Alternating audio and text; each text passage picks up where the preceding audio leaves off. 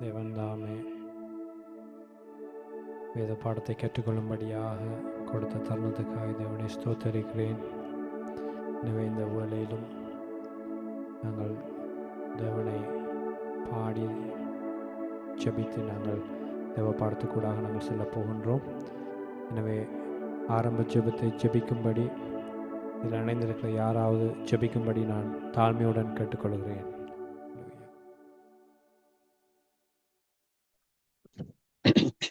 பரிசுத்தமிழ தெய்வமே, இந்த வேலைக்காம நன்றியோடு துதிக்கிறோம் அப்பா. மீண்டும் ஆண்டவரே, நாங்கள் ஒன்று கூடி உடைய சமூகத்திலே வந்து துதிக்க இந்த நாளை நீர் தந்தி சுவாமி. நீ செய்தெல்லாம் நன்மைகளுக்காம நன்றியோடு துதிக்கிறோம். இந்த வேளையிலும் ஆண்டவரே, இந்த சௌரி கூட நீர் ஆண்டவரே எங்களோடு பேச வேணும்.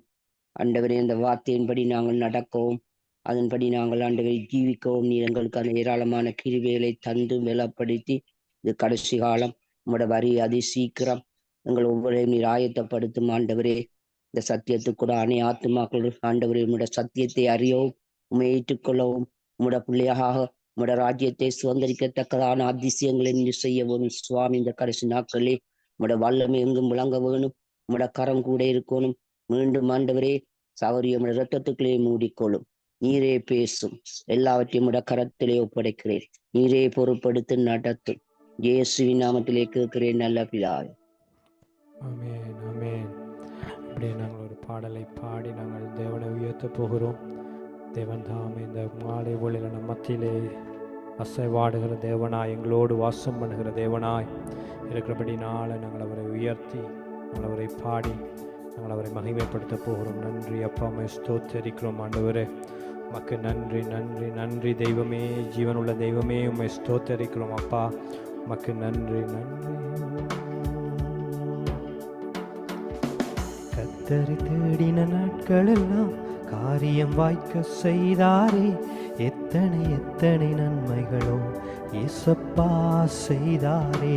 கர்த்தரை தேடின நாட்களெல்லாம் காரியம் வாய்க்க செய்தாரே, எத்தனை எத்தனை நன்மைகளோ இயேசப்பா செய்தாரே. இறுதி வரை என் வாழ்வு இயேசப்பா உமக்குத்தானே. இறுதி வரை என் வாழ்வு இயேசப்பா உமக்குத்தானே. கர்த்தரை தேடின நாட்களெல்லாம் காரியம் வாய்க்க செய்தாரே, எத்தனை எத்தனை நன்மைகளோ இயேசப்பா செய்தாரே. கர்த்தரை தேடின நாட்களெல்லாம் காரியம் வாய்க்க செய்தாரே, எத்தனை எத்தனை நன்மைகளோ இயேசப்பா செய்தாரே. கால்கள் தள்ளாட விடமாட்டார், காக்கும் தேவன் உறங்க மாட்டார். கால்கள் தள்ளாட விடமாட்டார், காக்கும் தேவன் உறங்க மாட்டார்.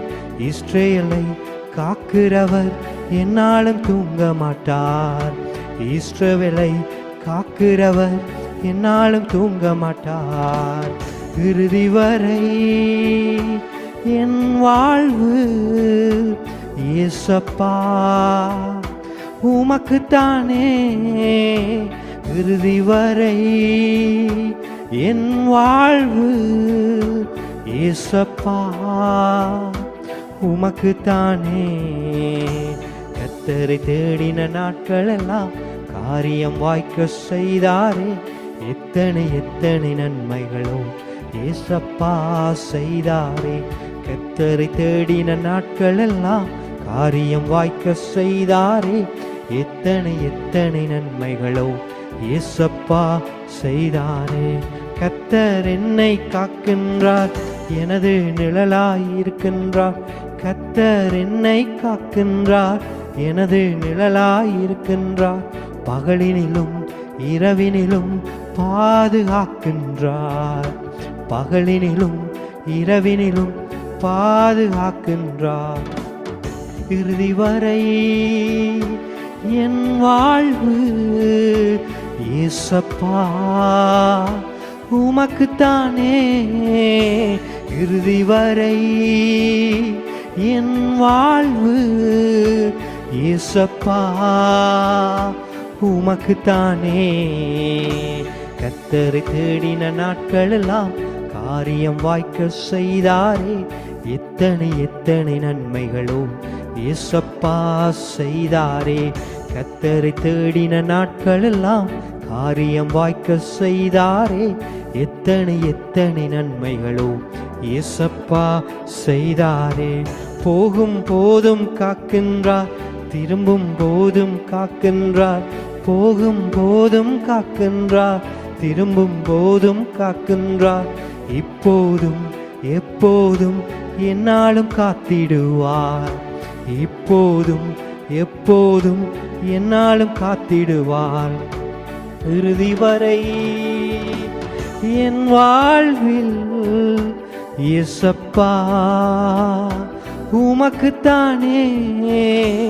இறுதி வரை என் வாழ்வு இயேசப்பா உமக்குத்தானே. கர்த்தரை தேடின நாட்களெல்லாம் காரியம் வாய்க்க செய்தாரே. எத்தனை எத்தனை நன்மைகளோ இயேசப்பா செய்தாரே.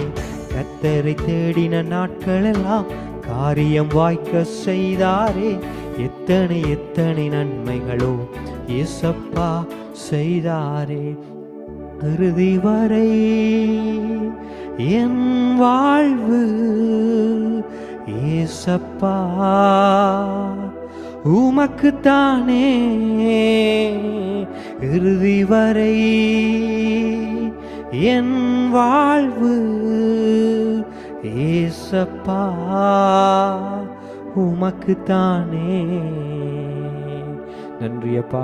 இந்த மாலை வேளையிலே ஆண்டவரே நிறங்களோடு இருக்கிறபடினால் உமக்கு நன்றி ஆண்டவரே. நீர் எதை கற்றுத்தர விரும்புகிறீரோ அதை நீர் கற்றுத்தரும்படியா நாங்கள் ஜெபிக்கிறோம் ஆண்டவரே. ஆண்டவரே எங்கள் ஒவ்வொருவரும் உடைய சிலுவையின் பின்னாலே மறைத்துக் கொள்கிறோம் ஆண்டவரே. நீர் பேசுவீராக, நீர் இடைப்படுவீராக ஆண்டவரே. ஆண்டவரே எல்லாவற்றையும் உடைய பாதத்திலே கொடுக்கிறோம். மிகுதியான காரியங்களை பொறுப்படுத்தி வழி நடத்தும் உடைய பிரசன்னம், உடைய சமூகம் எங்களோடு கூட இருக்கும்படியா நாங்கள் ஜெபிக்கிறோம். எல்லாவற்றையும் உடைய பாதத்திலே கொடுத்து இயேசுவின் நாமத்தில் ஜெபம் எடுக்கிறோம் நல்ல பிதாவே. ஆமென், ஆமென். சிஸ்டர் நீங்க. கர்த்தருடைய நாமத்துக்கு மகிமை உண்டாவதாக. பரலோகத்தின் பிதாவே, கண்மலையும் மீட்பருமாகிய கர்த்தாவே, என் வாயின் வார்த்தைகளும் இருதயத்தின் தியானமும் உம்முடைய சமூகத்தில் பிரித்தியாய் இருப்பதாக. துதிக்கான மகிமை அனைத்தையும் ஒருவருக்கே செலுத்துகிறோம் என்று. ஒரு சந்தோஷமான செய்தி என்னன்னா, அதாவது நம்முடைய prime minister, US prime minister Donald Trump பதவியேற்றிருக்கிறார். அவர் பதவியேற்று முதலாவது காரியம் ஒன்று செய்திருக்கிறார். அந்த முதலாவது காரியம் என்னவென்றா, நம்ம எல்லாருக்குமே தெரியும், வேதத்துல கொடுக்கப்பட்ட காரியத்துல, அதாவது எல்ஜிபிடி என்று உங்களுக்கு எல்லாருக்குமே தெரியும். அதாவது ஒரு நிச்சயக்கிய குறித்து அவங்க ஒரு ஃபார்மல் மாதிரி வச்சிருக்காங்க. எல்லாம் சொன்ன லெஸ்பியன், ஜி என்ற கே, டிரான்ஸ்ஜெண்டர், பைசெக்சுவல் என்று சொல்லி ஒவ்வொன்றுக்கும் வச்சிருக்கிறாங்க. ஸோ அதை அவர் தடை செய்திருக்கிறார். அதாவது எல்ஜிபிடியை அதாவது இரண்டு இனம், ஆணும் பெண்ணும் மட்டும்தான் இருக்கணும். மற்ற மூன்றாவது ஒரு திருமணமோ மூன்றாவது ஒன்று செய்ய முடியாது இனி சட்டப்படி. இதுக்கு முன்னாடி இருந்த அதிபர் தான் அதை சட்டமாக்கினார். அந்த சட்டத்தை இவர் தவிர்த்து அது அப்படி செய்ய முடியாது இனி. அதற்காக டிரான்ஸ்ஜெண்டர் அவர் எதுவும் சொல்லலை. ஏனென்றால் டிரான்ஸ்ஜெண்டர் குறித்து வேதத்திலையும் சொல்லப்பட்டிருக்கார். அதாவது அவர்களை குறித்து வேதத்துல சொல்லப்பட்டது அந்நகர்கள் என்று சொல்லப்படுறார். அதாவது அந்நகர் என்று சொல்லும் போது மத்தேயு 19:12 பார்த்தீங்கன்னா, தாயின் வயிற்றில் இருக்கும் போதே அந்நகர்கள் ஆக்கப்பட்டார்கள். நம்ம இதை குறித்து முன்னாடியே பார்த்திருந்தோம். தாயின் வயிற்றில் அந்நகராக ஆக்கப்படுகிறவர்கள் இருக்கிறார்கள். அவர்கள் தாயின் கருவிலே அந்நகர்கள் ஆக்கப்பட்டவர்கள். மற்றது மனுஷரால அந்நகராக்கப்படுகிறார்கள். இன்றைக்கு நிறைய பேர் மனுஷரால அந்நகர்கள் ஆக்கப்படுகிறார்கள். கொண்டு போய் கடத்தி வைக்கப்பட்டு அந்நகர்கள் ஆக்கப்பட்டு சித்திரவதை உள்ளாக்கப்படுகிறார்கள். அடுத்து பரலோக ராஜ்யத்தின் நிமித்தம் என்ன செய்யப்படுகிறாங்க? அந்நகராக்கப்படுகிறாங்க. அப்படி அந்நகர்கள் ஆக்கப்பட்டவர்கள் தான் நம்மட தானியலோட நண்பர்களை குறித்து நாங்க பார்த்தோம் முதலாவது அதிகாரத்துல. அப்ப அந்த டிரான்ஸ்ஜெண்டரை பற்றி அவருக்கு குறிக்கல. அது தேவ மகிமை வெளிப்படுத்துவதற்காக தேவனால் தாயின் வயிற்றுல உருவாக்கப்பட்டவர்கள். அப்ப அதன் நிமித்தம் அத அங்க சொல்ல இல்ல. இந்த லெஸ்பியன் கே என்ற அந்த ஓரின சேர்க்கையை அவர் தடை செய்திருக்கிறார். அப்ப அந்த நிமிஷத்துல அப்ப ராஜாக்களை தள்ளி ராஜாக்களை உருவாக்குற தேவனா இருக்கிறவர் நம் தேவன். அதனால ஏற்கனவே நம்ம ஒரு தடவை பார்த்தோம், அதாவது இஸ்ரவேலிலே எருசலேம் தலைநகரம் ஆக்கப்பட வேண்டும் என்பது தேவனுடைய சித்தம். ஆனால் அந்த தேவ சித்தத்துக்கு தடையாக எத்தனையோ காலங்கள் தடையாக இருந்தது. ஆனா இந்த ட்ரம்ப் மூலமாகத்தான் தேவன் என்ன செய்தார், எருசலேமை தலைநகரம் ஆக்கினார். அதற்கு தடையாக எத்தனையோ நீதிபதிகள் எல்லாம் சட்ட திட்டங்களை கொண்டு வந்த போதும் அவர் அதை காதில் அண்டிக் கொள்ளவே இல்லை. அதன் நிமித்தம் அதே போல இந்த முறை அவர் அதிபராக வந்தது முதல் வேலையாக எல்ஜிபிடியை தான் தடை செய்திருக்கிறார். கர்த்தருடைய நாமம் மகிமைப்படுவதாக. வேதத்துல சொல்லப்படாத, அதாவது சொல்லப்பட்டு அதாவது கர்த்தர் அருவருக்கிற காரியங்கள்ல ஒன்றாக இது இருக்கிறதுனால இந்த காரியத்தை குறித்து அவர் தடை செய்தது. கர்த்தருடைய நாமம் அங்க மகிமைப்படுவதை நாங்க பார்க்கக்கூடியதா இருக்கு. அடுத்து நம்ம தானியல் அதிகாரத்தை கடந்து செல்ல போறோம். தானியல் அதிகாரத்தை கடந்த வாரம் நாங்க பார்த்தோம். 1 தொடக்கம் 9வது அதிகாரம் மட்டும் பார்த்தோம். அந்த 9 அதிகாரங்களிலேயும் தானியல் எப்படிப்பட்டவராக இந்த ராஜகுலத்துல பிறந்து அவர் எப்படி கொண்டு சிறைப்பிடிக்கப்பட்டு அவருடைய மகிமை எப்படி வெளிப்பட்டது, 3 ராஜாக்களின் மத்தியிலும் அவர் எப்படி அந்த ராஜாக்களை எப்படி கையாண்டார் என்பதையும் பார்த்தோம். 9வது அதிகாரத்துல பார்த்தோம், அவர் தானியலுடைய ஜெபம் எப்படிப்பட்டதாக இருந்ததுன்றது. தன்னை தாழ்த்துறது மட்டுமில்லாம பாவ அறிக்கை செய்து அந்த ஜெபத்தை, அதாவது தேசத்துக்காக தன்னுடைய ஜனத்துக்காக அந்த ஜெபத்தை எடுத்துக்கொண்டார்ன்றதையும் நாங்க பார்க்கக்கூடியதா இருந்துச்சு. அடுத்து இன்னைக்கு 10ஆம் அதிகாரத்தை குறித்து பார்க்க போறோம். அந்த 10ஆம் அதிகாரத்திலேயே நாங்க பார்த்தோம்னு சொன்னா, பெர்சியாவின் ராஜாவாகிய கோரஸ் அரசாண்ட 3ஆம் வருஷத்திலே தான் இந்த தரிசனத்தை காண்கிறார். அப்ப ஏற்கனவே ஒரு தரிசனம் நேபுகாத் நேச்சர் மூலம் அவர், அதாவது அடுத்த ராஜ்யங்கள் தனக்கு பின்னாடி என்ன ராஜ்யங்கள் இருக்கும் என்றதை தேவன் அவருக்கு வெளிப்படுத்தியிருப்பார். அந்த ராஜ்யத்தையே, அடுத்து வருகிற ராஜ்யத்தையும் அடுத்து வரப்போற, அதாவது தானியலுக்கு மல்கியாக்கு பின்னாடி வரப்போற 400 வருஷ இருண்ட காலங்களை குறித்த இது வெளிப்பாடெல்லாம் தானியலுக்குத்தான் கொடுக்கப்பட்டது. அப்ப இந்த 10ஆம் அதிகாரமும் 11ஆம் அதிகாரமும் எதை கொடுக்கிறதுன்னு சொன்னா, அந்த 400 வருஷங்க காலத்துக்குரிய என்ன நடக்குது என்பது, நடக்க போறத அங்க வெளிப்படுத்தப்பட்டிருக்கு. அப்ப அந்த கோரஸ் ராஜா இருந்த காலத்துலதான் இவருக்கு என்ன ஒரு தரிசனம் கிடைக்குது. அந்த பெர்சியாவின் ராஜாவாகிய 1வது வருஷத்திலேயே ராஜாவாகிய ஆவிய ஏவினால, நமக்கு எல்லாருக்குமே தெரியும். ஏண்டா கோரஸ் ராஜா தான் என்ன செய்தவர், யூதா ஆலயத்தை கட்டும்படி அவருக்கு கட்டளை இட்டாருன்னு சொல்லி நீங்க 2 நாளாகமும் 36ல அதை படிக்கக்கூடியதாக இருக்கும்.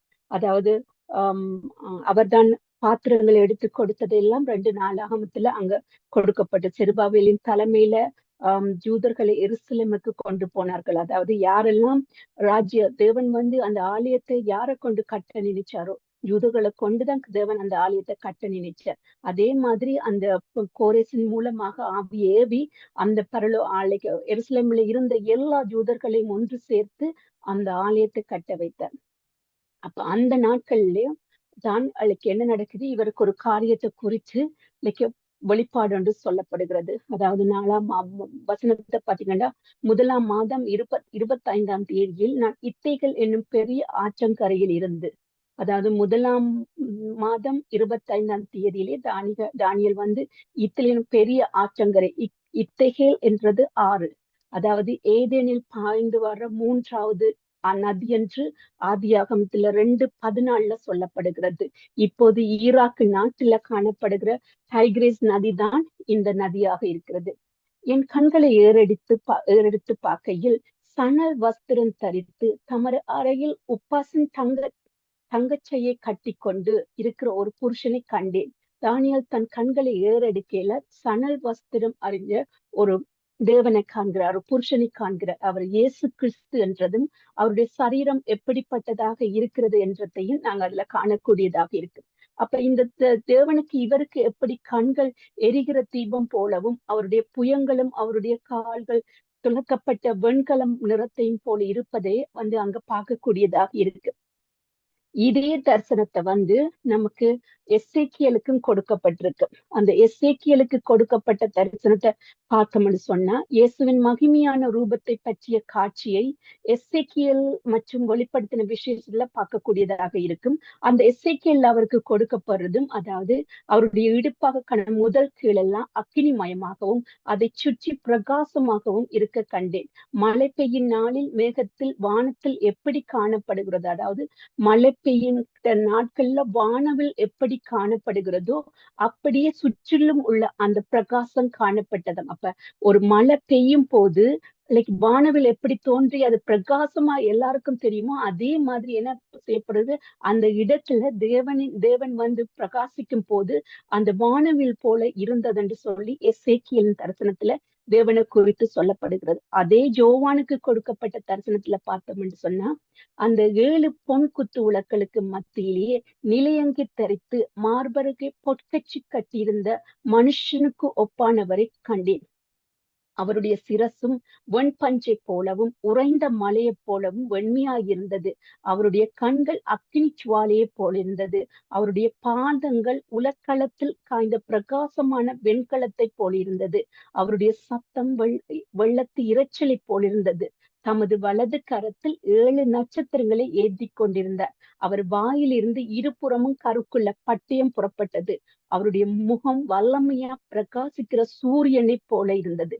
அப்ப இப்படியான தரிசனம், அவருடைய பிரகாசம் வந்து எவ்வளவு வல்லமையாக இருக்குன்றத யோவானுக்கும் வெளிப்படுத்தி இருக்கிறார். எசேக்கியலுக்கும் தானியலுக்கும் ஒரே, அதாவது இயேசு கிறிஸ்துவின் தரிசனம் வந்து ஒரே தரிசனமாக, அவருடைய கண்கள் வந்து அக்கினி சுவாலையை போல இருக்கிறதுல இருந்து, அவருடைய பாதங்கள் வெண்கலம் போல் இருப்பதுல இருந்து, சகலதும் அவருடைய முகம் வந்து சூரியனை போல பிரகாசிக்கிறதுல இருந்து 3 பேருக்கும் ஒரே தரிசனத்தை இங்க காணக்கூடியதாக இருக்கு.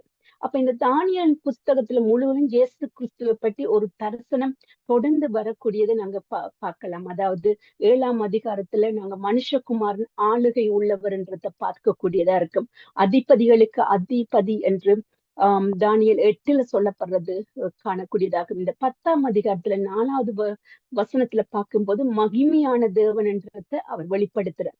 அப்ப தானியல் மாத்திரம் இந்த தரிசனத்தை காணல, அவர் தொடர்ந்து யோவான் கண்டிருக்க எசேக்கியல், ஆனா யாரு ஒருவரும் என்ன செய்றாங்க, அந்த தரிசனத்தை கண்டதும் அவங்களால என்ன செய்யவில்லை, அவங்களால அதை ஏற்றுக்கொள்ள முடியல. அதாவது சரீரம் பலவீனப்பட்டு என்ன போது சோர்ந்து போகிறாங்க.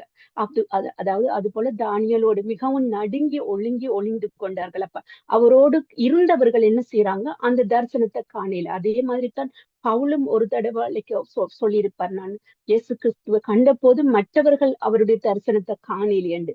அப்ப அதேதான் இங்கேயும் யோவான் சொல்றாரு, அவருடைய தரிசனத்தை வந்து யோவானால மட்டும்தான் காணக்கூடியதா இருக்கு, மற்றவர்கள் காண முடியவில்லை என்றும். அவருடைய தரிசனத்தை காணும் போது என்ன செய்து, சரீரம் வந்து திடனற்று போகுது, அவருடைய வார்த்தைகள் அற்று போகிறார்கள், திடனற்று என்ன செய்ய, நித்திரையில தரையில முகம் கூப்புற விழுந்தேன் என்று தானியல் சொல்றார். அதேதான் எசேக்கியலும் அங்க சொல்லியிருப்பார். அதேதான் யோவானும் வந்து வெளிப்படுத்துறத நாங்க காணக்கூடியதாக இருக்கும்.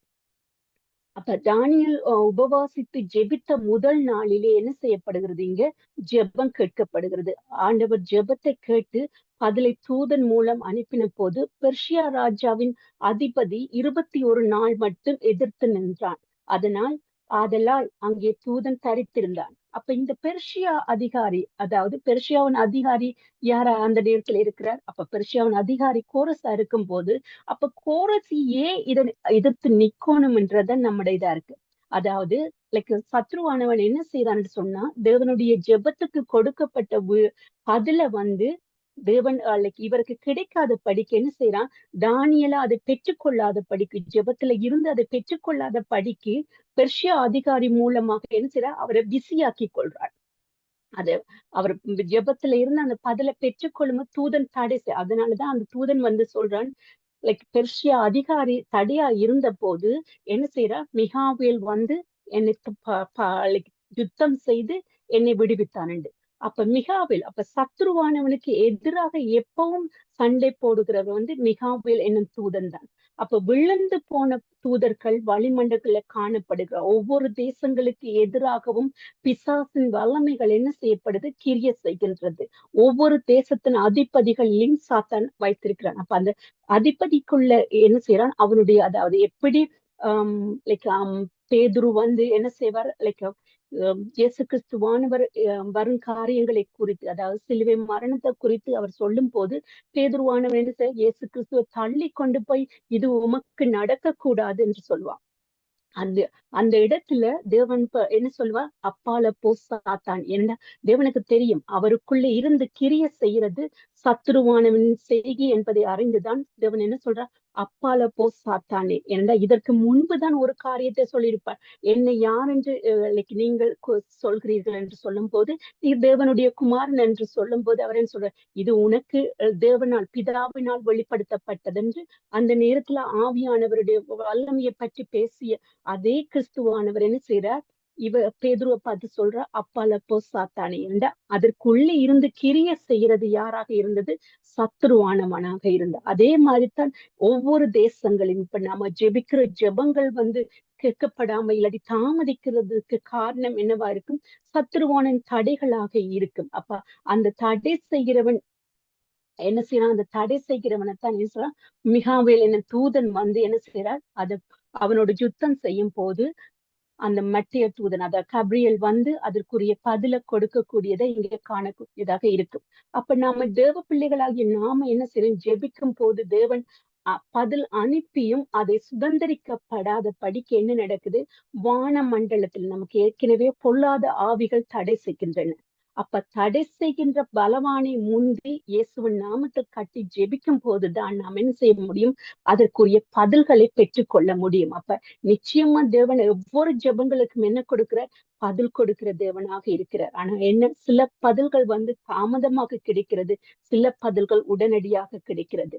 அப்ப அடுத்து 10ஆம் அதிகாரம் 14வது வசனத்தை பார்க்கும்போது, இப்போது கடைசி நாட்களில் உன் ஜனங்களுக்கு சம்பவிப்பதை உனக்கு தெரிய பண்ணும்படி வந்தேன், இந்த தரிசனம் நிறைவேறும் இந்நாளில் செல்லும் என்றார். அப்ப அது என்னத்துக்காக தூதன் வந்தார் என்று சொன்னா, கடைசி நாட்களில் சம்பவிக்க போக வேண்டியதை வந்து தெரியப்படுத்துறதுக்காக வந்தேன் என்றார். தூதன் தானியேலை நோக்கி, இந்த தரிசனம் நிறைவேற இன்னும் நாட்கள் செல்லும், இவைகள் கடைசி நாட்களுக்கு உரியவை என்று கூறுகிறார்.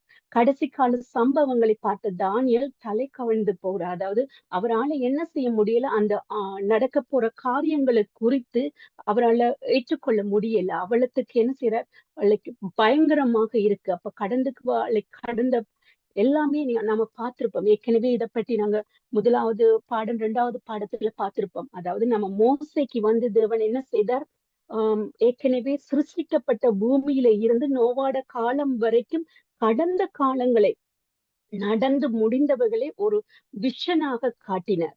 அதனாலதான் மோசே அந்த அதிகாரங்களை அவ்வளவு அழகா எழுதியிருப்பார். அதே மாதிரி தானியலுக்கு என்ன செய்யற, அந்த இருண்ட காலங்களில் நடக்க போறத வந்து ஒரு விஷனாக கொடுக்கிற.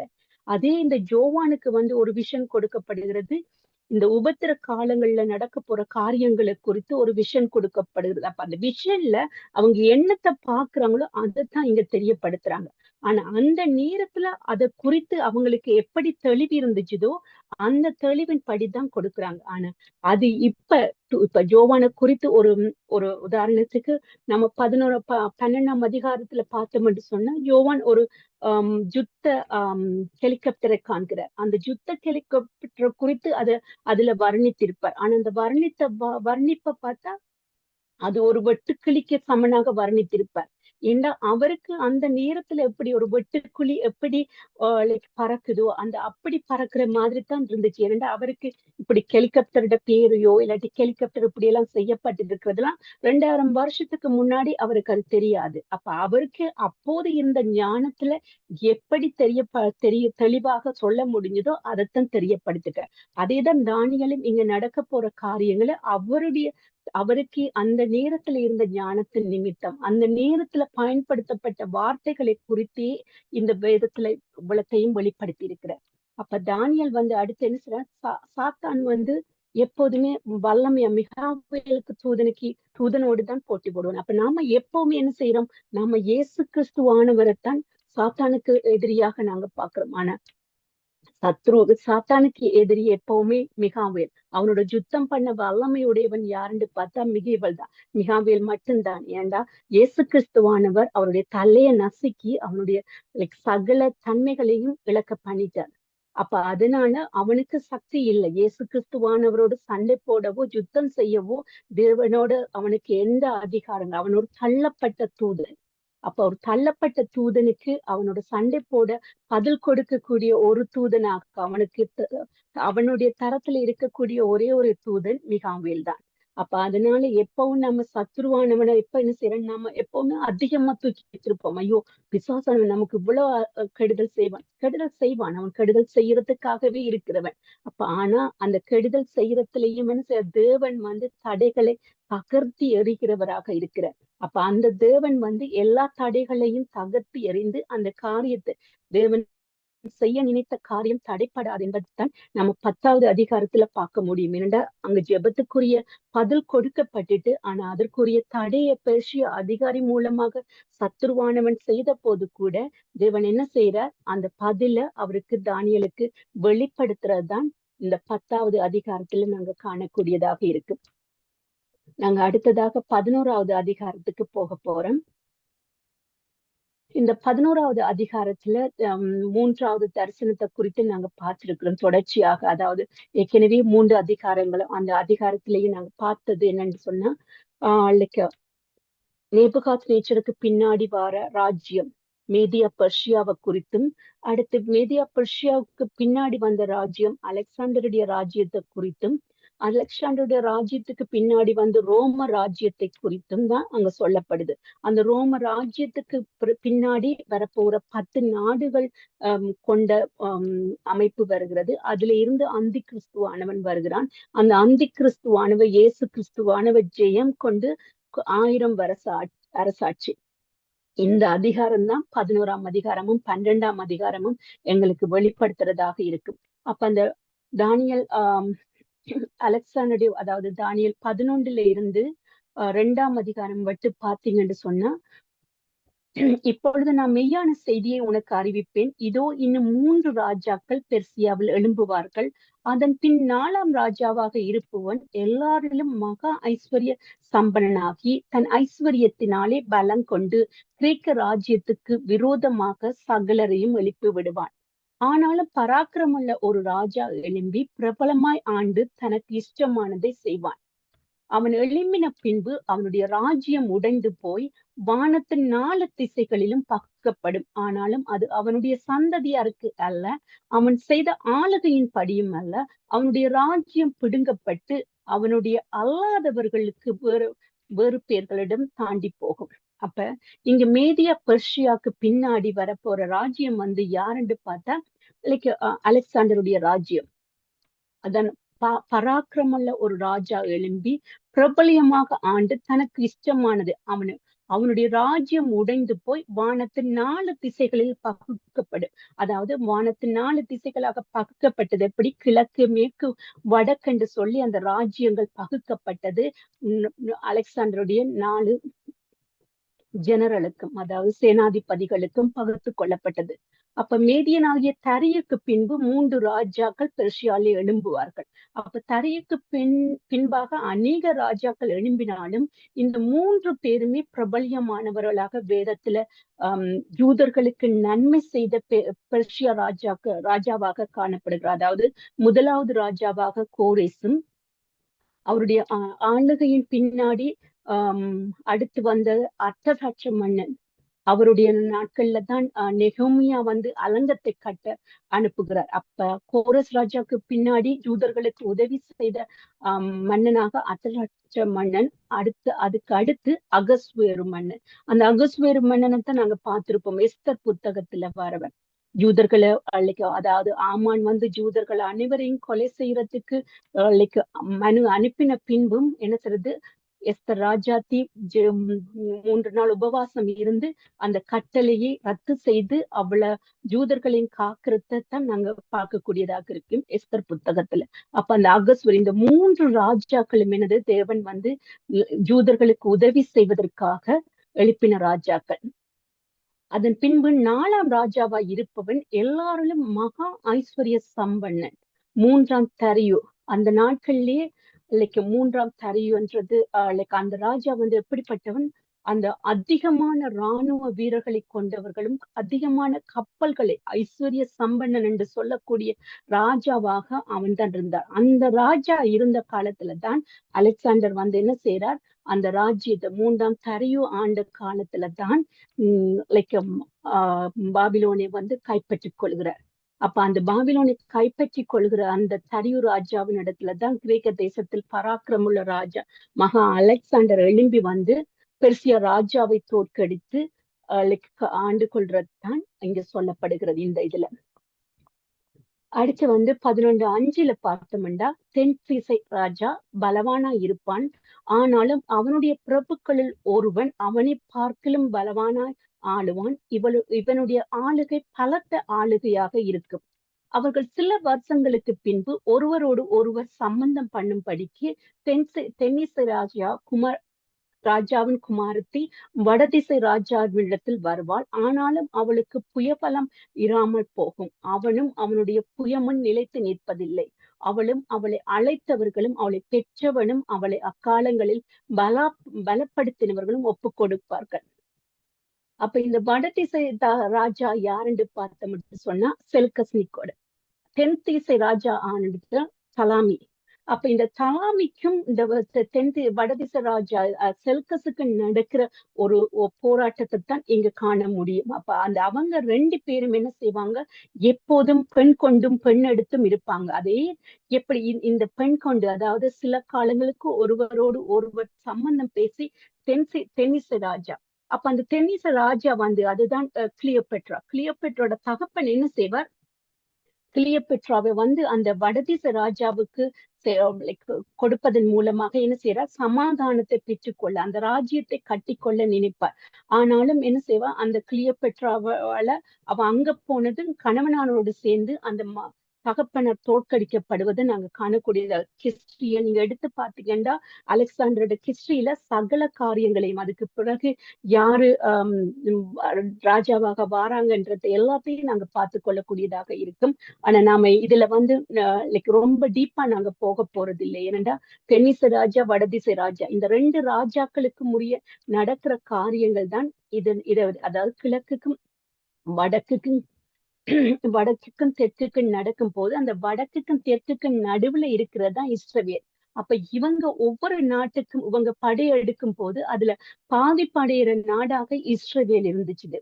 அப்ப அந்த இஸ்ரவேலுக்கு பாதிப்பு வரும்போதுதான் என்ன செய்யப்படுகிறார்கள், இவர்கள் அந்த நேரத்துலதான் அந்த அந்தி கிறிஸ்து ஆனவன், அதாவது லைக் நான் சொல்றது அந்தி கிறிஸ்து என்ற எபினாஸ், அவன் என்ன செய்யறான், அந்த இஸ்ரவேல் தேவாலயத்துல போய் பண்டிய பலியிட்டத்தை எல்லாம் நாங்க காணக்கூடிய, அதாவது வேதத்துல வெளிப்படுத்தல சொல்ல இருந்தவனும் இப்போது இல்லாதவனும் இனி வரப்போகிறவனும் பாதாளத்தில் இருந்து எழும்பி வரப்போகிறோம். அப்ப ஏற்கனவே இருந்தவன், அதுதான் இந்த லைக் சாம்பிளாக இவன் இருந்தான். இவனையே போல இவன் இப்ப பாதாளத்துல இருந்து எழும்பி வரப்போகிறவன், இனி வரப்போகிறவன்.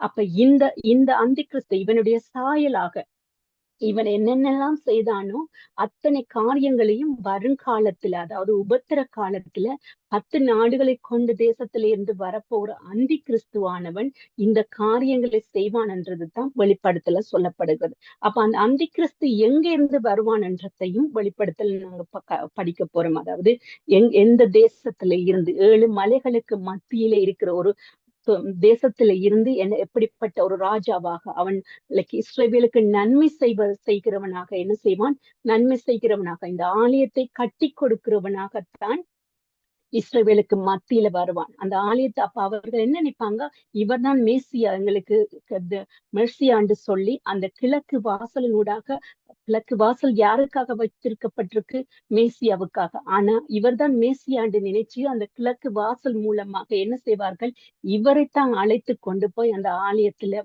கட்ட வைப்பார்கள். அந்த ஆலயத்தை கட்டி முடிக்கும் போதுதான் என்ன செய்யப்படும், அங்கே சொர்பங்கள் வைத்து அவர்களுடைய இப்ப இருக்கிற ஏஐ டெக்னாலஜி மூலமாக காரியங்கள் பேசப்படும். அதாவது அந்த சொரூபத்தை செய்து அந்த சொரூபத்தை வணங்கும்படியாக எல்லோரையும் சொல்லுவார்கள். அப்ப அதை வணங்காதவர்களுக்கு கொல்லப்படுவார்கள். அந்த சொரூபமே அவர்களை கொல்லக்கூடியதாக அதற்கு அதிகாரம் கொடுக்கப்படும். அதாவது வேதத்துல 11வது அதிகாரத்திலையும் 12ஆம் அதிகாரத்துல சொல்லப்படுது. அதற்கு சத்துவம் கொடுக்கப்படும். அந்த சத்துவம் எப்படிப்பட்டதாக இருக்கும்?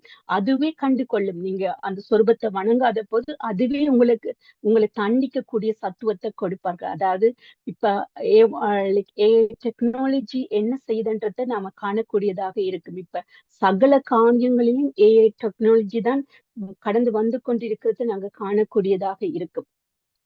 அடுத்து தானியேல் 11:21 45 வரையும் கடைசியாக எழும்புகிற அவமதிக்கப்பட்ட வடதிசை ராஜாவும் 8ஆம் அதிகாரத்துல குறிப்பிட்ட சின்ன கொம்பு ஒருவனையே குறிக்கிறது. அதாவது வடதிசை ராஜா சின்ன கொம்புன்றதுதான் அந்த அந்தி கிறிஸ்துவான். அதாவது அந்தி கிறிஸ்துவன் நிழலாட்டமாக வந்த எபினேசர் தான் குறிக்கிறது. அப்ப சபை எடுத்துக்கொள்ளப்பட்ட பின்பு நடக்க போற காரியத்தை குறித்து தான் இங்க சொல்லப்படுகிறது. அந்தி கிறிஸ்துவின் காரியத்தை குறித்து வரலாற்றிய அந்த எபினஸ் என்ற பொல்லாத மனுஷனை குறித்து காணப்பட்ட சகல காரியங்களையும் என்ன செய்வான்?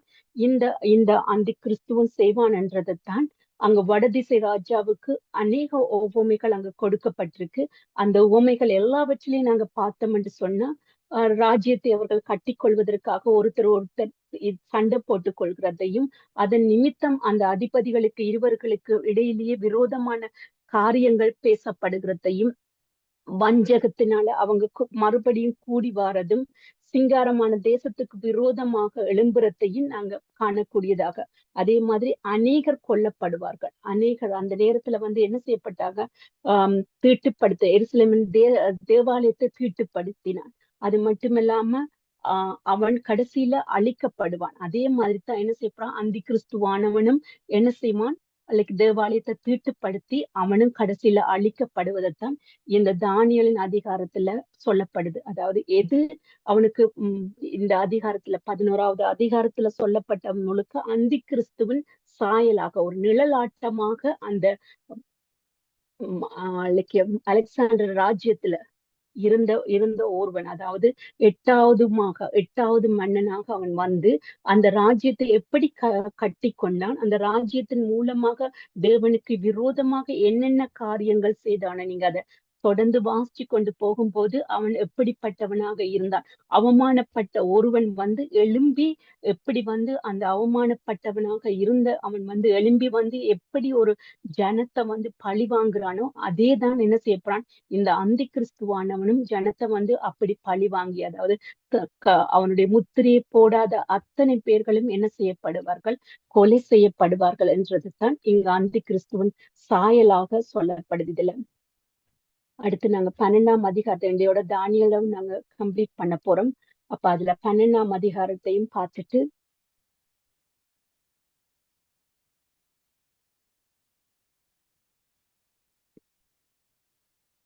தானியேல் 12:1 உன் ஜனத்தின் புத்திரருக்கு நிற்கிற பெரிய அதிபதியாகிய மிகாவேல் அக்காலத்தில் எழும்புவான். யாதொரு ஜாதியரும் தோன்றினது முதல் அக்காலம் மட்டும் உண்டாயிருக்கிற ஆபத்து காலம் வரும்.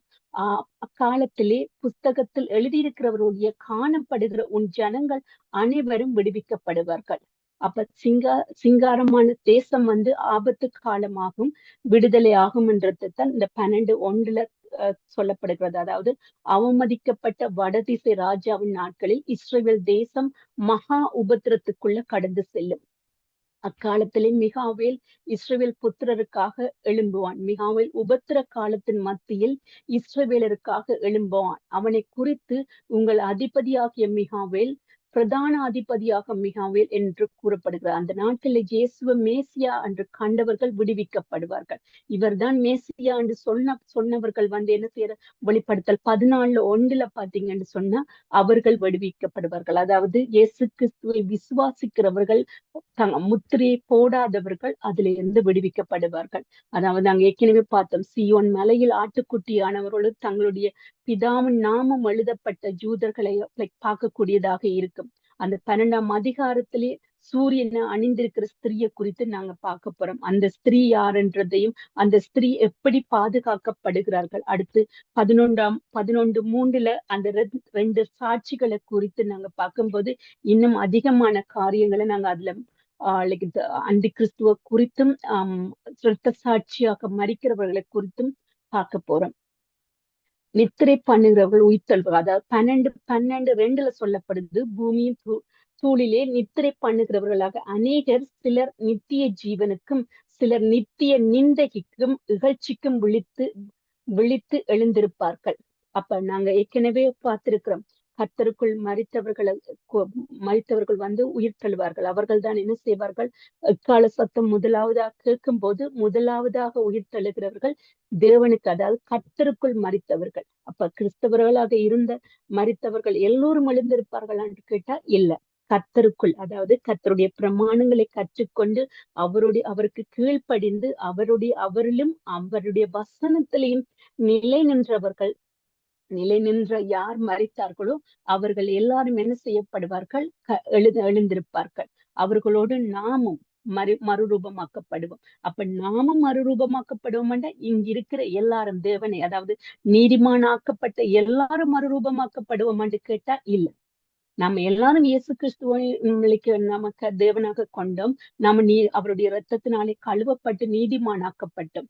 ஆனா நாம எடுத்துக்கொள்ளப்படுவோமாண்டு நாம தான் ஆராய்ச்சி பார்க்கணும். அதுக்கு காரணம் என்னண்டா, அவருடைய பிரமாணங்களை கைக்கொள்கிறோமா, அவரிலும் அவருடைய வார்த்தையிலும் நிலை நிற்கிறோமா, அவருக்கு பிரியமில்லாத காரியங்கள் பலவற்றை தேவன் வெறுக்கிறார். பொய் பேசும் நாவுக்கு அதிகாரம் 20 வெளிப்படுத்தல அதிகாரம் 24 பாத்தீங்கன்னா, பொய் பேசுகிறோம் பரலோக ராஜ்யத்தை சுதந்திரிப்பதில்லை என்று சொல்லப்படுகிறது. அப்ப போய் புறம் பேசுற நாவு, குற்றப்படுத்தும் நாவு, அப்ப இது எல்லாவற்றையும் தேவன் பல காரியங்களை வெறுக்கிறார். மற்றவர்களை தன்னை நேசிக்கிற போல எவன் மற்றவர்களை நேசிக்கிறானோ அவர்கள் பிரமாணங்களை கைக்கொண்டு அவர்களையும் நிலைத்து நிற்கும் போது அவர்கள் எடுத்துக்கொள்ளப்படுவார்கள். அவர்கள் எடுத்துக்கொள்ளப்படும் போது அவர்களோடு நமக்காக என்ன சொல்ற பரதேசியில் காத்திருக்கிறாங்க. யாரு? முன்னாள்ல இருக்கிற நம்முடைய தாவீது ராஜா தொடக்கம், ஆபேல் தொடக்கம், மல்கியால இருக்கிற சகரியா வரைக்கும் என்ன செய்யப்படுகிறாங்க? அவங்க நம்ம எல்லாம அவங்க பூர்ணப்படுத்தப்பட மாட்டாங்கன்னு 11ஆம் அதிகாரத்துல சொல்லப்படுது. அந்த நம்ம எல்லாம பரிபூர்ணப்படாம அவங்க எங்களுக்காக காத்திருக்கிறாங்க. நாங்க எப்படி மறுரூபமாக்கப்பட்டு தேவன் மத்திய ஆகாயத்துக்கு வந்து எடுத்து நம்மளை கூட்டிட்டு போறதுக்காக வர, எப்படி நாம அந்த மத்திய ஆகாயத்துக்கு வந்து தேவன் கூட்டிட்டு போறாரோ அதே மாதிரி தான் என்ன சொல்ற, கர்த்தருக்குள்ள மரித்தவர்களும் சபை எடுத்துக்கொள்ளப்படுதலும் ஒரே நேரத்துலதான் சகலது நடக்கும். அதன் பின்புதான் கர்த்தருடைய 2வது, அதாவது ரகசிய வருகை என்றுதான் இதை சொல்லப்படுகிறது. ஆனா ரகசிய வருகை என்று அந்த வார்த்தை வேதத்துல குறிப்பிடப்பட இல்லை. ஏனென்றா பகிரங்க வருகையையும் இந்த ரகசிய வருகையும் வேறுபடுத்தி காட்டுறதுக்காகத்தான் வேத வல்லுநர்கள் வந்து அதை ரகசிய வருகை என்று சொன்னார்கள். அப்ப அந்த ரகசிய வருகையின் பின்னாடிதான் என்ன செய்யப்படுகிறது? இந்த உபத்திர காலம், இது எல்லாமே. அப்ப அதுதான் இந்த 12ஆம் அதிகாரத்துல சொல்லப்படுகிறது. 12ஆம் அதிகாரம் 12:3 ஞானவான்கள் ஆகாய மண்டலத்தில் ஒளியை போலவும் அநேகரை நீதிக்கு உட்படுத்துவார்கள், நட்சத்திரங்களைப் போலவும் என்றென்றைக்கும் சதா காலங்களிலும் பிரகாசிப்பார்கள். அப்ப யாரு இந்த ஞானவான்கள் ஆகாய மண்டலத்தில் ஒளியை போலிருப்பார்கள்? யாரு நட்சத்திரங்களைப் போல என்றென்றைக்கும் பிரகாசமா சதா காலங்களிலும் பிரகாசிப்பார்கள் என்று சொன்னா, தேவனிலும் தேவனுடைய வார்த்தையிலும் நிலைத்து நிற்கிறவர்கள் தான் என்ன செய்வாங்க? சதா காலங்களிலும் பிரகாசிக்க முடியும். அவருடைய வார்த்தைகளை, அவருடைய பிரமாணங்களை கைக்கொண்டு வேதத்தை இரவும் பகலும் தியானிச்சு அவர்களையும் அவருடைய வார்த்தையிலும் நிலை நிற்கிறவர்கள் என்ன செய்வாங்க? நிலைத்து நிற்பாங்க, சதா காலங்களும் பிரகாசிப்பார்கள். 12 நாள் தானியேல் ஆகிய நீயோ ஒன்றால் முடிவு காலம் மட்டும் இந்த வார்த்தையை புதைப்பொருளாக வைத்து இந்த புஸ்தகத்தை முத்திரை போடு. அப்பொழுது அநேகர் இங்கும் அங்கும் ஓடி ஆராய்வார்கள், அறிவு பெருகி போகும் என்றார். அப்ப என்ன செய்யறது? இந்த தானியேலுக்கு கொடுக்கப்பட்ட சகல காரியங்களையும் என்ன செய்யறது? புத்தகத்திலும் முத்திரை போடு என்று சொல்கிறார். அந்த முத்திரை வந்து எங்க உடைக்கப்படுகிறதுன்னு சொன்னா, யோவான் வெளிப்படுத்தல முத்திரைகள் உடைக்கப்படுகிறது. அப்ப இங்க இங்க சொல்லப்படுது கடைசி காலத்துக்கு உரியது. அப்ப அறிவை பெருக்கிக் கொள்றதுக்காக என்ன செய்வாங்களாம், இங்கும் அங்குமாக ஆராய்ந்து திரிந்து கற்றுக்கொள்ள நினைப்பாங்க. அப்ப இது முடிவு காலத்துக்குரியது. அப்ப அந்த முடிவு எப்ப முத்திரை உடைக்கப்படுதுன்றா என்ன அர்த்தம், நாங்க முடிவு காலத்துல இருக்கிறோம்ன்றதான் அர்த்தம். தரிசனங்கள் நிறைவேற செல்லும் நாள் மட்டும் என்று எழுதப்பட்டிருக்கு. இந்த தரிசனங்கள் முடிவு காலத்துக்கு புதைப்பொருளாக காணப்படுகிறது. அப்ப புதைப்பொருளை என்ன செய்யறது, வெளிப்படுத்தல் 20:10 புஸ்தகத்தில் உள்ள தீர்க்க தரிசன வசனங்களை முத்திரை போட வேண்டாம் என்று சொல்ற. அப்ப அங்க முத்திரை போட வேண்டாம் என்று சொல்லப்படுதுன்னு சொன்னா இந்த புதைப்பொருள்கள் எல்லாம் என்ன செய்யப்படுகிறது, பயன்படுத்தப்படுகிறது அங்க. அப்ப சகல வெளிப்பாடுகளும் வெளிப்படுத்தப்படுகிறது வெளிப்படுத்தல்ல. தானியல் நாட்கள்ல முத்திரை போட்ட காரியங்கள் எல்லாமே கடைசி காலம் என்று சொல்லி அந்த கடைசி காலம் யோவானுக்கு வெளிப்படுத்தப்பட்டு அந்த காரியத்தை எல்லாம் தேவன் என்ன செய்யறார், நமக்கு வெளிப்படுத்துறார். அதாவது ராஜாக்களுக்கு மேன்மையாக எங்களை தெரிந்து கொண்டிருக்கிற எங்களை தெரிந்து கொண்டு நாம அதை கற்றுக்கொண்டு என்ன செய்ய வேண்டும் என்றதுக்காக இதை தெரிஞ்சு வைக்கிறது. எதற்காக வெளிப்படுத்தலை நம்ம கற்றுக்கொள்ள வேண்டும் என்று சொன்னா கடைசி காலம். இப்ப நமக்கு கடைசி காலத்துல இப்ப நமக்கு வேதம் சொல்லுதுன்னு சொன்னா முத்திரை நமக்கு ஏன் எந்த முத்திரை நமக்கு போடப்பட்டிருக்கிறது நெத்தியிலே என்று சொன்னா தேவனுடைய பரிசுத்த ஆவியானவரின் முத்திரை எங்களுக்கு போடப்பட்டிருக்கு. அப்ப அந்த முத்திரை மட்டும்தான் நமக்குரிய முத்திரை. அதை தாண்டி என்ன செய்யக்கூடாது, சாத்தானுடைய முத்திரையை நாங்க போட்டு கொள்ளக்கூடாது. அந்த முத்திரையை போட்டவர்கள் பரலோக ராஜ்யத்துக்குள்ள பிரவேசிக்க முடியாது. அப்ப இது எங்களுக்கு தெரிந்தாதான் இன்கேஸ் நாங்க விடுபட்டு போனாலும் அந்த விடுபட்டு போன காலத்துல என்ன செய்வோம், தேவனுடைய நாமத்தை மறுதளிக்காம எங்களை பாதுகாத்து கொள்ள முடியும். அப்ப வரும் காரியங்களை குறித்து நாங்க கற்றுக்கொண்டா மட்டும்தான் இனி நடக்க போறிய காரியங்கள், அண்டு கிறிஸ்துவானவன் எப்படிப்பட்டவன், வரும் காரியம் எப்படிப்பட்டது, அடுத்து என்ன காரியங்கள் நடக்க போகுது, அப்ப அந்த காரியங்களை நாங்க எதிர்த்து நிக்க போறது இல்லை. ஏன்டா அதெல்லாம் திட்டம் பெற்று தேவனுடைய சித்தப்படி நடக்கிற காரியங்கள். ஆனால் நாங்கள் அறிந்து கொள்ளும் போது என்ன செய்யறோம், தேவனுடைய வருகை சமீபமாகிச்சு என்பதை நாங்க உணர்ந்து எங்களை தயார்படுத்தி கொள்வதற்காகத்தான் இந்த தானியலையும் சரி வெளிப்படுத்தலை நாங்க கற்றுக்கொள்வதற்கான காரணம். எங்களை நாங்க தகுதிப்படுத்தி கொள்ள வேண்டும். அப்ப நம்ம இந்த உலகத்துல ஆலயத்துக்கு போவதனால நாம தகுதிப்படுத்துவோமா? இல்ல. ஆலயத்துக்கு போவது எங்களை தகுதிப்படுத்தி கொள்வதற்காக. எங்கெல்லாம் நாங்க இடரல் உண்டாக்கப்பட்டோமோ, விழுந்து போனோமோ அந்த இடங்களை எல்லாம் நாங்க சரிப்படுத்தி கொள்வதற்காகத்தான் ஆலயத்துக்கு போகிறோம். அங்குதான் நம்மளால சரிப்படுத்த முடியும். ஏனென்றா தேவனுடைய பிரசன்னத்தை அங்க காண முடியும். தேவனுடைய வார்த்தை எங்களை சரிப்படுத்தி கொள்ளக்கூடியதாக இருக்கும். அப்ப நாம ஆலயத்துக்கு போறது எங்களை நாங்க ஞாயிற்றுக்கிழமை ஆனா நம்ம ஆலயத்துக்கு போறது இன்னைக்கு நம்மளோட கடமை இல்லை. அது நம்மளை தகுதிப்படுத்தி கொள்வதற்காக, நம்மளை சரி செய்கிற இடம். அப்ப நம்ம ஆலயத்துக்கு போனா அந்த நாள் நம்மள எங்கேயாவது ஒரு மைனஸ், நம்ம பிழை விடாதவங்க இல்ல. நிச்சயமா ஒவ்வொரு நாளும் கர்த்தருக்கு பிரியமில்லாத ஒரு காரியத்தை நாங்க செய்து கொண்டுதான் இருக்கிறோம். ஆனா அந்த பிரியமில்லாத காரியங்களை எல்லாம் நம்ம சரி செய்யக்கூடிய இடம்தான் ஆலயம். அப்ப அந்த ஆலயத்துக்கு நாங்க போகும்போது நாங்க உணர்த்தப்படுவோம், குத்தப்படுவோம், இருதயத்துல குத்துண்டவர்களாக என்ன செய்வோம், அந்த காரியத்தை தேவனுக்கு முன்பாக பொருத்தனை பண்ணுவோம். இந்த காரியத்தை நம்ம விட்டு விடுகிறோம், அதுல பொருத்தனை பண்ணி தேவனுக்கு பிரியமாக நடக்க நாங்க முயற்சி செய்வோம். ஏனென்றா காலம் சமீபமா இருக்கிறதுன்றது வேதம் சொல்லுது. அதனாலதான் நாங்க இந்த வெளிப்படுத்தல் தானியல் அதிகாரத்தை படிப்பதற்கான காரணம் அது என்னன்னா நடக்க போற காரியங்கள். அப்ப இப்ப நடக்கிற யுத்தம் எல்லாம் என்ன மாதிரியான யுத்தம்? 3ஆம் உலகப் போர் நடந்து கொண்டிருக்கிறது. அது நாங்க 4வது முத்திரையில இருக்கிற மாதிரி நான் ஏற்கனவே சொன்னேன். அதாவது பட்டயத்தினாலும் பஞ்சத்தினாலும் கொள்ளை நோய்களினாலும் இயற்கையினாலும் அழிவுகள் வந்து கொண்டிருக்கும். அப்ப இந்த 4 அழிவுகளும் எங்களுக்கு என்ன தோணுது, கர்த்தருடைய வருகை சமீபமாக. நமக்கு கடைசியா இருக்கிறது ஒரே இந்த அலாஸ்கா, அதாவது இப்ப இருக்கிற இந்த இவங்களோட அதாவது சாலமோன் கட்டின ஆலயம் இப்போ வேறொரு ஆலயமாக இருக்கு. அந்த ஆலயம் இடிக்கப்படும். அந்த ஆலயம் இடிக்கப்பட்டதும் அங்கு ஒரு தகன பலி கொடுக்கறதுக்கு பலிபீடம் கட்டப்படும். அந்த பலிபீடம் கட்டப்படுகிறது, அந்த ஆலயம் இடிக்கப்பட்டதுதான் நமக்கு கடைசியா இருக்கிற நமக்கு ஆதாரம். அந்த ஆலயம் இடிக்கப்பட்டதும் பலிபீடம் கட்டின அடுத்த நிமிஷமே சபை எடுத்துக்கொள்ளப்படும். ஏனென்றா அந்த பலிபீடம் கட்டினதும் அந்தி கிறிஸ்துவானவன் வெளிப்படுவான். தடையை அதாவது தடையா இருக்கிறது நாம தான். நாம எடுத்துக்கொள்ளப்பட்டதும் அந்தி கிறிஸ்துவானவன் வெளிப்பட்டு அந்த ஆலயத்தை கட்டுவான். அந்த ஆலயத்தின் பின்னாடி வருகிற காரியங்கள் தான் 7 வருஷ உபத்திர காலம். அப்ப உங்களோட கண்களுக்கு முன்னாக எப்ப இந்த ஆலயம் இடிக்கப்படுதுன்னு தெரியுதோ அந்த நிமிஷம் சபை எடுத்துக்கொள்ளப்படும். அந்த சபை தேவனுக்கு பிரியமான மனுஷர்கள் எல்லோரும் என்ன செய்வார்கள்? எடுத்துக்கொள்ளப்படுவார்கள். அப்படி தவறின மனுஷர்கள், அதாவது எடுத்துக்கொள்ளப்படுதலில் தவறினவங்க என்ன செய்யணும்? முத்திரையை போடாது தேவனுக்காக எதிர்த்து நிக்க. நம்மளால அந்த காலத்துல எதிர்த்து நிக்கிறது ரொம்ப கஷ்டமாக இருக்கு.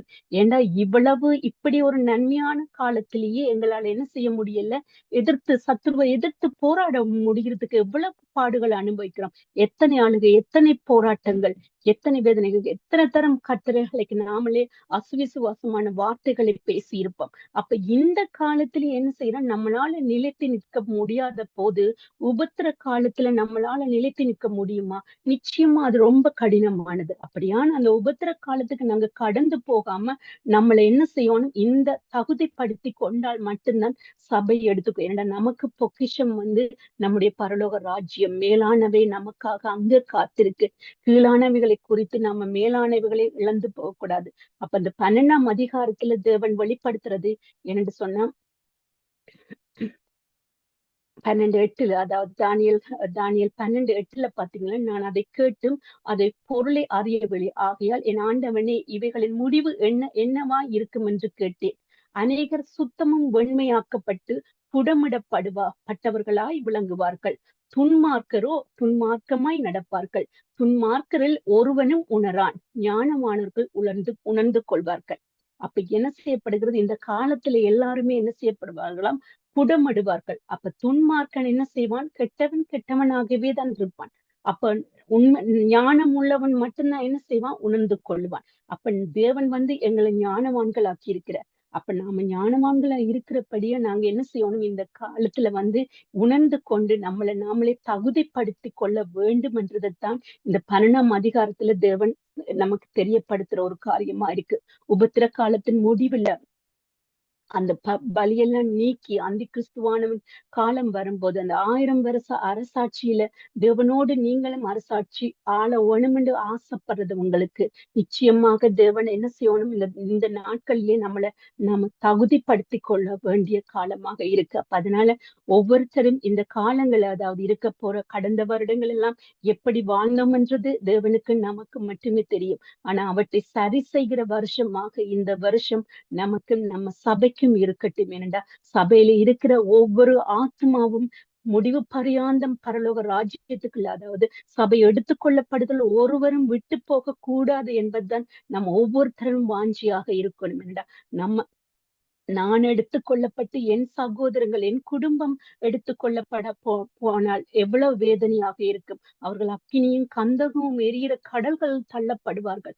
அப்படி தள்ளப்படும் போது நமக்கு அது தெரியாது அவங்க நம்ம சகோதரமா இல்லையான்று. ஆனா நாம ஞானத்தை அறிந்திருக்கிறோம். இப்ப எங்களுக்கு தெரியும், நான் எடுத்துக்கொள்ளப்பட்டுட்டா என் சகோதரன் தேவனை அறியாம இருந்தாலோ இல்லாட்டி தேவனுடைய பிரமாணங்களை கை கொள்ளாம தீங்கான வழியில சென்றா அவருக்கு உரிய பாதை எதன்றது நமக்கு தெரியும்.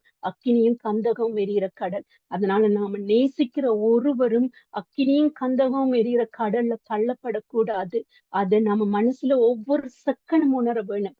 சமாதானத்தோடு சகோதரத்துவத்தோடு எல்லாருக்கையும் நம்ம சகோதரங்கள் நேசிக்க கற்று, நம்மட கூட பிறந்த சகோதரங்களையே நம்மளால நேசிக்க முடியலை என்று சொன்னா இன்னொரு சகோதரத்தை, அதாவது நம் தாயின் வயிற்றில் இல்லாத இன்னொரு சகோதரன் சகோதரியை எப்படி நம்மளால நேசிக்க முடியும்? எப்படி நம்ம அன்பு காட்ட முடியும்? எப்படி நமக்குள்ள அவங்களை குறித்த பாரம் வரும் நமக்கு?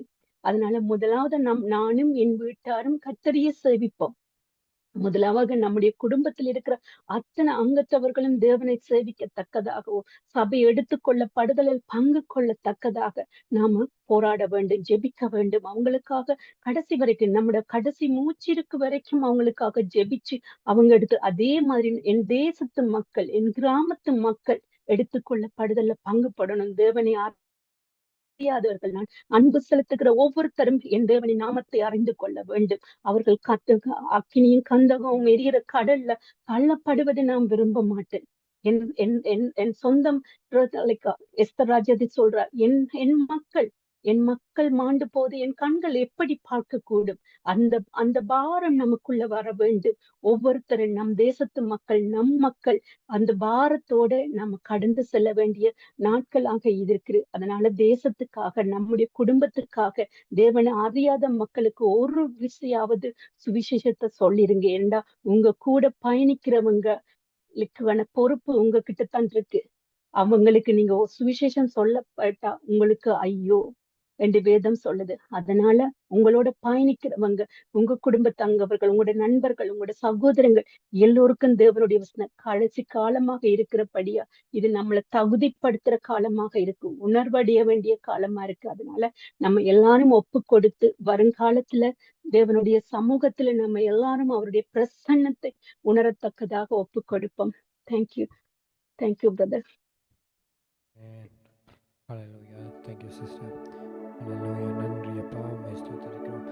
எல்லோரும் தேவனுடைய வேத பாடத்தை கற்றுக்கொள்ளும்படியாக தேவன் அந்த தருணத்திற்காய் நான் தேவனை ஸ்தோத்தரிக்கிறேன். கடைசியாக இதில் இருக்கிறவங்க யாராவது இதுக்கு ஜெபித்து முடிக்கும்படி நான் தாழ்மையுடன் கேட்டுக்கொள்கிறேன்.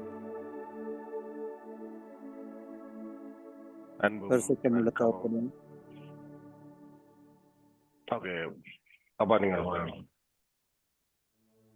பரிசுத்தமுள்ள தகப்பனே, இந்த போல நன்றியோடு துதிக்கிறோம் ஐயா. கர்த்தாவே, இந்த மாலையிலும் ஆண்டவரே உங்களை எல்லாரையும் வந்து கூட்டி ஆண்டவரே இந்த வேத பாடத்துக்கு ஆண்டவரே கொஞ்சம் சேர்த்து கிருபைக்காய் நன்றியோடு துதிக்கிறோம். உங்களை தெரிந்து கொண்ட கிருபைக்காய் நன்றியோடு துதிக்கிறோம். இந்த மேலான ரட்சிப்பை தந்த கிருபைக்காய் நன்றியோடு துதிக்கிறோம். இந்த நாளிலும் நீங்கள் வெளிப்படுத்தின எல்லா காரியங்களுக்காகவும் நன்றியோடு துதிக்கிறோம் ராஜா. ஆண்டவரே, உங்களோட வருகையிலே நாங்கள் ஒவ்வொருவரும் ஆயத்தப்பட்டோம். ஆண்டவரே, கர்த்தாவே, கைவிடப்படுத்தவாதபடி இருக்க உங்களை ஒவ்வொருளையும் காத்து கொள்ளும்படியாக துதிக்கிறோம் ராஜா. ஆண்டவரே, கொடுத்த அந்த சகோதரியை இன்னுமாய் அதிக ஞானத்தையும் கொடுத்து பலத்தையும் சுகத்தையும் கொடுத்து ஆண்டவரே இன்னும் உங்களை போஷிப்பிக்க ஆண்டவரே உதவி செய்ய ஆயத்தப்படுத்தும்படியாக துதிக்கிறோம் ராஜா. வரப்போற நாட்கள் காலங்கள் எல்லாம் நாங்கள் உண்மையுள்ளவர்களாய் பரிசுத்தமுள்ளவர்களாய் ஆண்டவர் காணப்பட ஆண்டவரே நேரம் விழிப்புள்ளவர்களாய் காணப்பட உதவி செய்யும்படியாக துதிக்கிறோம். அது மட்டுமல்லாது நாங்கள் ஆண்டவரே எங்களுடைய சகோதரத்தை எங்களுடைய சபை ஆண்டவரே எங்களை தெரிந்தவர்களுக்காக நாங்கள் பாரத்தோடும் அந்த ஆத்மாக்களையும் ஆண்டவரை உங்களுடைய வருகையிலே சேர்க்க நாங்கள் ஆயத்தப்படுத்த எங்களை பலப்படுத்தும்படியாக துதிக்கிறோம். இந்த ராத்திரியிலும் உங்களுடைய சமூகம் உங்களோடு கூட இருந்து இன்னும் ரகசியங்களை வெளிப்படுத்தி சொற்பனங்கள் தரிசனம் மூலமாய் உங்களுடைய ரகசியங்களை வெளிப்படுத்தி தரும்படியாக ராக்காலம் முழுவதும் உங்களை ஒவ்வொருளையும் பாதுகாத்துக் கொள்ளுங்கப்பா. ஆண்டவரே, இந்த முழுவதும் பாதுகாப்பு மட்டுமல்ல, இன்னும் ஒரு நாளையும் கூட்டி தந்து அந்த காலையிலும் நாங்கள் உங்களை தேட உங்களுடைய சமூகத்துக்கு வர எங்களுக்கு வேண்டிய பலத்தையும் கிருபையும் தந்து அந்த வாஞ்சியை தந்து எங்களை பலப்படுத்தும்படியாக இருக்கிறோம். எல்லாவற்றையும் உங்களுடைய கரத்திலே ஒப்படைக்கும். எல்லா கனம் மகிமை துதியும் உங்கள் அருமை மீட்பரும் நிச்சயமாய இயேசு கிறிஸ்துவின் நாமம் இந்த ஜெபத்தை எடுக்கிறோம் பிதாவே. ஆமென். ஆமென். ஆமென். இப்படி எல்லாருமே சொல்லுமா, என் ஆத்துமாவே கர்த்தரை ஸ்தோத்தரி, என் முழு உள்ளமே அவருடைய பரிசுத்த நாமத்தை ஸ்தோத்தரி. என் ஆத்துமாவே கர்த்தரை ஸ்தோத்தரி, அவர் செய்த சகல உபகாரங்களை மறவாதே. ஆமென். ஹல்லேலூயா. கர்த்தர் தாமே உங்களை ஒருவரோடும் கூட இருப்பாராக. அடுத்த வாரம் வரும் வரைக்கும் கர்த்தர் தாமே உங்களை வழி நடத்துவாராக. God bless you all.